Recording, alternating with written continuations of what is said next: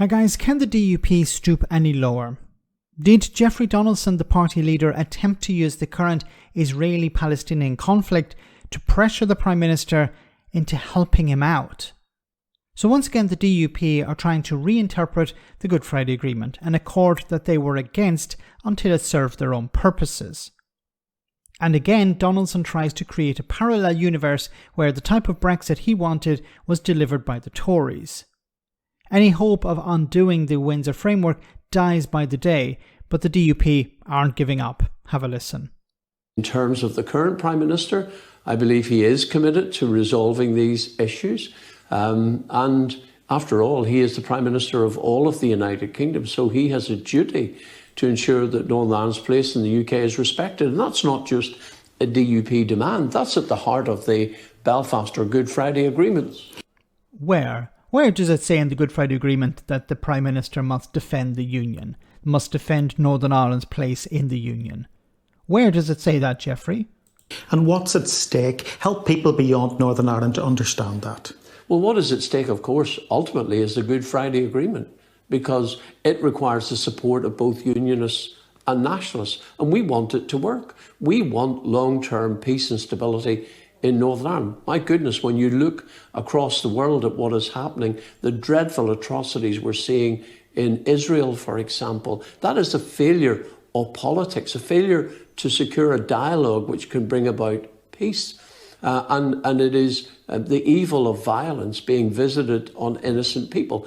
No one wants to go back to that in Northern Ireland, but we need to have a future that is sustainable. Okay, but if nobody wants to go back to that, then why aren't you supporting the current state of peace? Why are you undermining it? Why are you throwing the executive under a bus? Why aren't you going back into power sharing? Like if you're saying nobody wants to return to the bad old days in Northern Ireland, then why aren't you accepting that Sinn Féin became the biggest party? And look, this is the reality. Okay, it's nothing to do with the Good Friday Agreement. It's nothing to do with the Northern Ireland Protocol. It's nothing to do with the Windsor Framework or Article 16. This is all a smokescreen. It's, once again, and I keep saying this, it's because Sinn Féin became the biggest party. That means they have the choice of First Minister. And this is unacceptable to the likes of the DUP and the TUV. Now, there may be some people in the DUP who understand, look, things are changing, we have to go along with that. But it seems the party as a whole is speaking with one voice, and that's, we're not going back into government because the protocol, okay? Oh no, not the protocol, the Windsor Framework. We're not happy with that. It takes Northern Ireland out of the Union. Of course it doesn't. It just means that Northern Ireland is part of the single market when it comes to goods. But to bring the current crisis in the Middle East into this, to pressure the Prime Minister, is pretty low. We need to ensure that our political institutions are there for the long term and that they have the support and confidence of both unionists and nationalists. So that's what's at stake here. You say the Good Friday Agreement is at stake, but hasn't the DUP's stance in recent years risked the 25 years of progress that we've had here? Well, actually, the people who put the Good Friday Agreement at risk are the people who drove a border down the Irish Sea. What the hell are you talking about?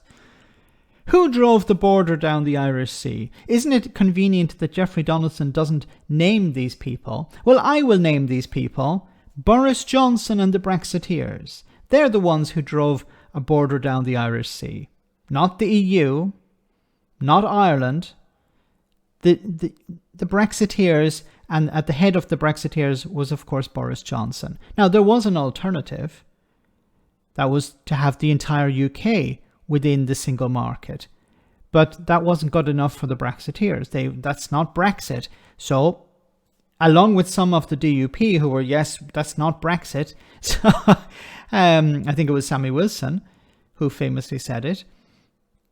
So the alternative was, well, we'll have to put a border somewhere between Great Britain and Northern Ireland, or between Northern Ireland and the rest of Ireland.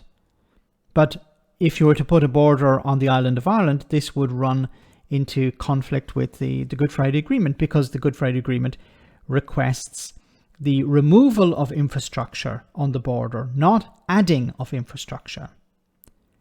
But there's no mention of the border between Great Britain and Northern Ireland in the Good Friday Agreement. So that's where it had to go. Also, the impact would be much less, as we've seen.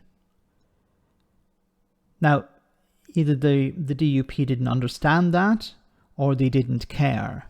But you can't turn around and blame the EU for this, because, as I said, the EU, the alternative was the entire UK to remain within the single market. But once again, the DUP didn't want that. That was not necessary, and it is unacceptable. That drives a cart and a horse through the middle of one of the key principles at the heart of that agreement. I want the agreement to work, but for it to work, David, it has to have the support of unionists as well as nationalists. Once again, I keep coming back to this, and I keep saying this.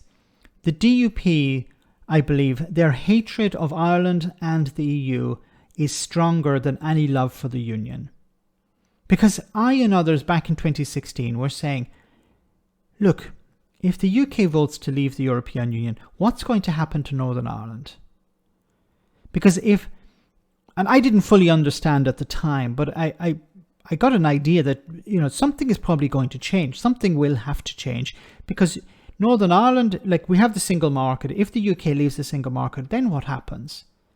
Like, there was talk about having an electronic border. There was talk about having an open border. There was talk about having a border somewhere.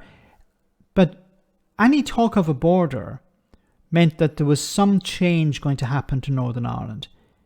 And as a unionist, and some unionists were saying, no, we better vote Remain, because there's a chance that Northern Ireland's place in the Union could be undermined. But the DUP didn't care. The DUP didn't say, stop, let's have a think about it. No, they wanted their Brexit. Of course, the DUP wanted the border to be put on the island of Ireland. But that was never going to fly, because the British government had signed up to the Good Friday Agreement. It was about removal of border infrastructure, not addition of border infrastructure. So the DUP bet the farm on a promise from Brexiteers, and they lost. And instead of actually admitting that and saying we were wrong, they continued to double down on this. But this is all because the DUP are not happy with accepting the reality that Sinn Féin have now become the biggest party, and they get to decide who the First Minister is. This is a demonstration that unionism is coming to an end. We've had our time, we've had our power, but now we have to step aside because somebody else is in charge. And all this talk about the protocols and the Windsor Framework and the Good Friday Agreement is all a smokescreen. The real concern the DUP have is, of course, Sinn Féin. Let me know in the comment section, guys, what you think. As always, your comments are greatly appreciated. Thanks a lot.